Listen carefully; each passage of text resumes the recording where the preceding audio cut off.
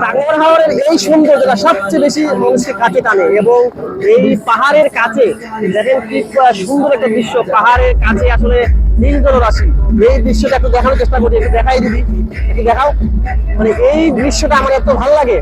টাঙ্গুয়ার হাওর এই যে একদম মেঘালয় গেছা পাহাড়ের তীর ঘেঁষে যে আসলে এই যে নীল জলরাশি, এবং এইখানে সাঁতার কাটা মানুষের যে কেউ মুগ্ধ হয় এই জায়গাটা সে দেখে। এবং টাঙ্গুয়ার হাওরের মূল যে এই জায়গাটা স্বচ্ছ পানি যা, এইখানে গোসল করতে আসলে কি পরিমাণ প্রশান্তি, সেইটা যদি মানে বলে বোঝানো না। এবং এইটা বলেছে, আমরা আসলে একটা লাভ দিয়ে দেখাবো আসলে এই পানিটা কি পরিমাণ প্রশান্তি। আমরা একটু গোসল ছেড়ে নিবো।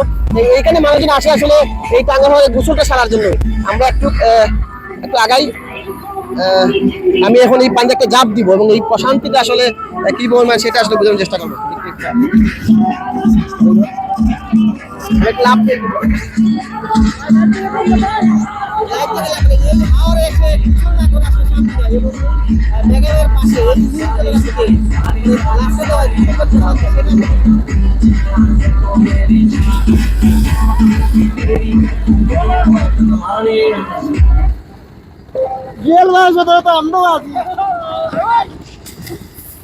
ভাই 15 আমি দিতাম।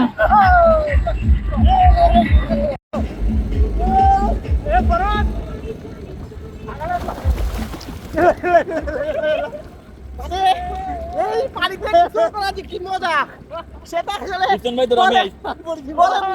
একটু দেখাই। এই পানিতে গোসল করা কি মজা, এই হাওরের পাশে একদম ঠান্ডা ঠান্ডা হয়ে যাবে।